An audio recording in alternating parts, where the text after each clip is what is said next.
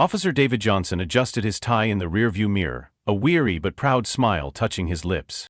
It was past midnight in Richmond, Virginia, and the city lights twinkled like scattered diamonds against the inky sky.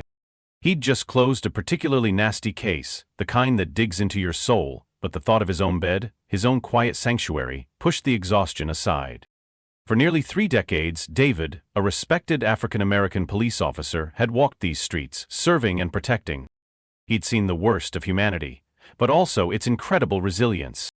And through it all, his home, a meticulously maintained 2-story house, stood as his personal monument to that resilience. It wasn't just bricks and mortar, it was years of double shifts, skipped vacations, and unwavering dedication. It was his legacy, a promise to his children, a planned haven for his upcoming retirement. As he pulled onto his familiar tree-lined street, a flicker of unease darted through him. The light was on in his living room. Strange. He hadn't left any on. He dismissed it as a forgetful moment, perhaps a timer glitch. But as he cut the engine, the stillness of the night was shattered by a frantic tapping on his window.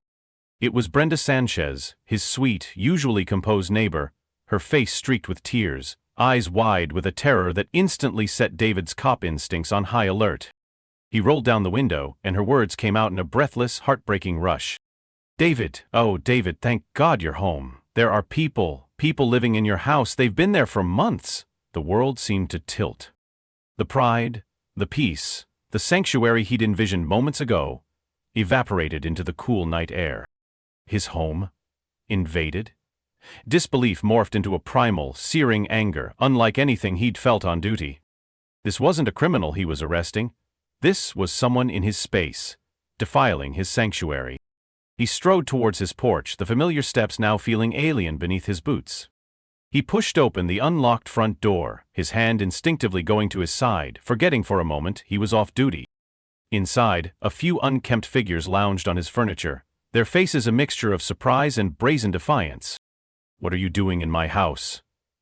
David's voice, usually calm and authoritative, cracked with raw fury. A lanky man with shifty eyes, who seemed to be their leader, slowly rose. "We have rights to this place, officer," he declared, his voice thick with a twisted sense of entitlement. "We've taken possession. It's legal." Legal? The word echoed like a sick joke in David's mind. He, a law enforcement officer, was being told his own home was now legally theirs? His rage threatened to overwhelm him, but he fought it down, the cop in him recognizing the futility of a physical confrontation. He had to play by the rules, even if they felt rigged against him. The next few days bled into a torturous blur of legal consultations. His lawyer, a well-meaning but weary man, sifted through papers, his words tempering David's desperate hopes with the grim reality of the legal system. "Well, I won't lie to you. This could drag out for a while. Adverse possession claims can get messy." Messy didn't even begin to cover it. David left the lawyer's office with a knot of frustration tightening in his chest. The helplessness of the situation gnawed at him, a stark contrast to the control he was accustomed to in his line of work. He was a man who protected others, yet he couldn't protect his own home. This was a brutal awakening to a reality many Americans face, the baffling, infuriating loopholes that can turn a homeowner's nightmare into a prolonged legal battle. It's a cruel twist when the very laws designed to protect property can be exploited to steal it. You see, adverse possession, often misunderstood, is intended for niche, long-term land disputes, not for someone to simply walk into your empty house and claim it. Yet crafty individuals often manipulate these laws, knowing that a homeowner's attempt at self-help, like physically removing them, can lead to the homeowner facing legal trouble. David, a law-abiding officer, was caught in this very trap. What was he supposed to do? Let them win? Never. His resolve hardened. This was his home, built brick by painstaking brick, and he would fight for it. He just didn't know yet how he would win this lonely battle. The days that followed blurred into a torment of waiting. For Officer David Johnson, a man accustomed to action, to decisive moves, this forced inaction was a form of psychological torture. He'd spend his shifts dealing with high-stakes situations, bringing criminals to justice, protecting the vulnerable. Yet when he drove by his own street, seeing the lights on in his home, seeing the phantom shapes of strangers moving within his walls, he was utterly, agonizingly powerless. The legal process, as his weary lawyer had warned, was a slow, grinding machine. Court dates were set and then postponed.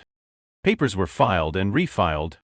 Each phone call brought another bureaucratic hurdle, another delay, another confirmation that the system designed to protect him was, at this moment, failing him completely. This feeling of being let down, of being marginalized by the very institutions you trust, is a bitter pill to swallow. David, a proud black man, a veteran officer who dedicated his life to upholding the law, now felt a familiar sting of disillusionment. He had always believed in the system, in justice. But how could he reconcile that faith with the blatant injustice unfolding in his own life?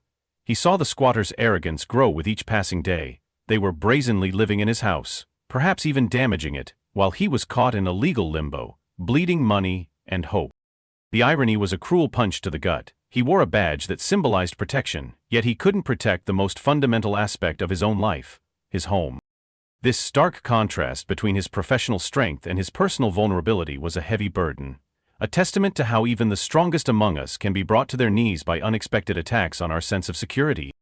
One grisly afternoon, David sought refuge in a small, unpretentious diner on the outskirts of Richmond, hoping for a moment of quiet away from his spiraling thoughts. He nursed a lukewarm coffee, staring blankly out the window. At a booth nearby, two burly men, their leather jackets adorned with patches, were engaged in a low, rumbling conversation. They weren't the kind of individuals David usually interacted with professionally, but their voices carried. He caught snippets, heard about old Mrs. Jenkins' roof caved in, insurance dragging their feet. Then, one of them, a man with a grizzled beard, nodded to the other. Yeah, but the Brotherhood stepped in. Had a roof fixed in a week. Sometimes, you gotta make your own justice, when the official channels get gummed up. David's head snapped up, a spark igniting in the dark corners of his despair. The Brotherhood? He'd heard whispers of the Iron Brotherhood, the local motorcycle club. Not a gang, but a tight-knit group known for their fierce loyalty, their quiet power, and their own rough-round-the-edges brand of community action, especially for those who had been wronged or neglected by the slow turnings of the system. He'd dismissed them before as just another club, but now a desperate thought began to form. A desperate hope. Could these unconventional figures, operating outside the official lines he was bound by, be the answer to his agonizingly lonely fight? The system was failing him, but perhaps, just perhaps, a different kind of justice was waiting in the wings. Desperation, they say, makes strange bedfellows. For Officer David Johnson, who had always operated strictly within the lines of the law, walking into the dimly lit, booming interior of the Iron Brotherhood's clubhouse felt like stepping into an entirely different dimension. The air hung thick with the scent of leather, oil, and a quiet, almost intimidating camaraderie. Faces turned as he entered, many adorned with beards and tattoos, their expressions unreadable beneath the brim of their caps. This wasn't his usual crowd, and a flicker of the old prejudice, the preconceived notions, tried to assert themselves. But the gnawing injustice back home quickly quelled them. He needed help. He found him at the back, a towering man with shoulders like a bull, a weathered face etched with a lifetime of stories and eyes that held both a surprising warmth and an undeniable steel. This was Big Hoss Jackson, the undisputed leader of the Iron Brotherhood. David, usually composed, found himself fumbling with his words as he recounted his ordeal, the squatters, the legal quagmire, the agonizing feeling of being violated and powerless. Big Hoss listened, his gaze unwavering, his silence more powerful than any interruption. When David finished, the air hung heavy. Then Big Hoss slowly nodded. "Officer Johnson." His voice rumbled, a deep, resonant sound that commanded attention. "We know who you are." This was the first twist. The moment David realized his lonely fight wasn't as lonely as he thought. Big Hoss leaned forward slightly, his eyes locking with David's. "There's a lot of folks in this city, officer, who owe you more than they can say. You pulled my nephew out of a bad crowd years back. He stood up for Mrs. Boyd Rodriguez when her landlord tried to strong-arm her out of her home. You didn't just wear the badge, you lived it." Big Hoss paused, a faint smile playing on his lips. "We might ride different roads, officer, but we understand justice. And we understand what it means to protect what's yours, especially when the system gets tied up in knots." It wasn't about vigilantism, it was about community honor, about a quiet, unspoken code of protecting their own. David, who had always seen justice as something enforced by law, was suddenly confronted with a raw, undeniable truth. Sometimes, the strongest sense of justice resides not in statutes, but in the hearts of those who simply refuse to stand by. It was a humbling, powerful lesson that true integrity, genuine acts of kindness ripple outwards, often returning from the most unexpected shores. The next morning, as the first rays of sunlight pierced through the Richmond skyline, the usual serenity of David's neighborhood was shattered. It wasn't the jarring wail of sirens, but a deeper, more primal sound, the throbbing, syncopated rumble of dozens of motorcycle engines. Like a waking giant, the sound grew louder, closer. Residents, drawn by the unusual spectacle, peered from behind curtains, their curiosity piqued. Then they appeared. A vast formation of motorcycles, polished chrome glinting, leather jackets creaking, patches gleaming, rolled down the street. It was the Iron Brotherhood, led by Big Hoss, his imposing figure on a gleaming chrome beast. They drew to halt in a silent, solemn semicircle formation around Officer David Johnson's besieged property, a powerful, undeniable show of strength and unity. The air crackled with anticipation. The lonely fight was over. The roar had begun. The air hung heavy with a tension almost palpable, thicker than the exhaust fumes from the dozens of motorcycles now idling in silent formation. Inside the house, the squatters, who had reveled in their perceived legal loophole, peered through the curtains, their bravado visibly deflating. On the porch, Big Hoss Jackson, a figure of quiet authority, adjusted his leather jacket. His voice, though even, carried an undeniable edge that commanded immediate attention. "Folks," he began, his gaze sweeping over the house, "you know this isn't right. This man serves our community, puts his life on the line every single day. It's time for you to do the right thing and move on." His hands, clasped in front of him, conveyed a calm resolve that was far more intimidating than any overt threat. A lanky man, Mark, who seemed to be the squatter's reluctant spokesperson, finally stepped forward, his voice shaky, avoiding Big Hoss's steady gaze. "Look, we just need a place to crash, man." "We meant no harm," he muttered, shuffling his worn shoes. It was a familiar plea, one David had heard countless times in his career, a justification wrapped in a half-truth. But from behind Big Hoss, another biker, Rico, a burly figure with a sleeve of intricate tattoos, chimed in, his tone a mix of frustration and raw appeal. "You're crashing in a man's life," Rico said, his brow furrowed under his helmet. "How would you feel if someone took over your home, your history, everything you've built?" That question hung in the air, a silent, powerful indictment. It wasn't a threat of violence, it was a mirror held up to their own actions, reflecting the true cost of their harmless occupation. The squatters exchanged nervous glances, their shoulders slumping. They hadn't thought anyone cared. They had probably believed this was a faceless property, ripe for exploitation, with a legal system too cumbersome to act. But now they were confronted not by a legal summons, but by the unified, unwavering gaze of an entire community, represented by these formidable, unyielding bikers, and the quiet, watchful eyes of the neighbors. Intimidated, not by fists, but by the sheer, overwhelming moral weight of their collective presence, Mark swallowed hard. "We didn't think anyone cared," he mumbled, looking down at his worn shoes. Big Hoss's gaze softened slightly, but his stance remained resolute. "We care, and it's time you find somewhere else to be." He gestured towards the street, a silent command. "Let's solve this peacefully. You've got till the end of the day." The squatters, visibly overwhelmed, realizing that the tide had irrevocably turned against them, nodded reluctantly. This was the unthinkable, a quiet, psychological victory not won through a legal battle, but by the raw, undeniable power of a united community demanding justice. It's a powerful lesson. Sometimes, when the formal systems get tangled in red tape, the most effective force for good isn't a courtroom, but the collective conscience of people who refuse to stand by. It's the difference between mere legality and true rightness. As the bikers watched in silent, unmoving vigil, the last of the squatters' cars slowly pulled away, leaving behind a profound sense of surreal relief that mingled with disbelief. Officer David Johnson let out a long, slow breath he hadn't realized he'd been holding. His once violated home, now slowly clearing of its unwanted guests, stood before him. Around him, the Iron Brotherhood and a handful of brave neighbors began the process of restoration, their actions as loud and meaningful as the rumble of their motorcycles had been upon arrival. The fight wasn't over, but the victory was won. And it tasted sweeter than anything he'd ever known. 2 days later, the Richmond sun shone brightly on Officer David Johnson's refurbished home, now bustling with life. The smell of grilled meat filled the crisp autumn air, mingling with the fresh scent of new paint and the joyful sounds of laughter and classic rock music spilling from a makeshift sound system. This wasn't just a house being repaired, it was a community rebuilding, brick by painstaking brick and healing a profound wound. The Iron Brotherhood, true to their word, had returned, not on their thunderous bikes, but with hammers, paintbrushes, and an unwavering commitment.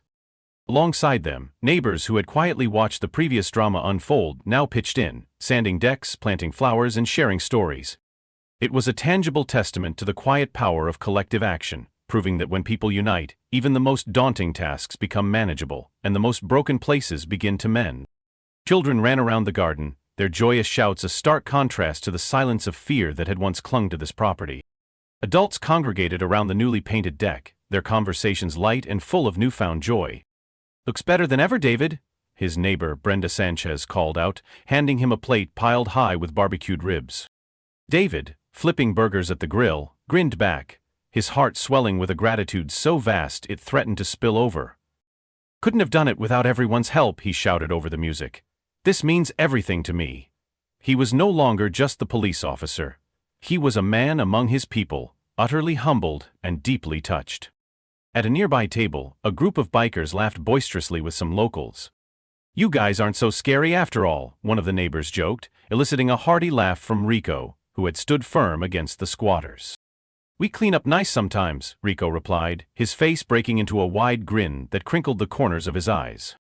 This was the unexpected twist, the beautiful outcome no one could have predicted, the forging of new, unlikely friendships across perceived divides.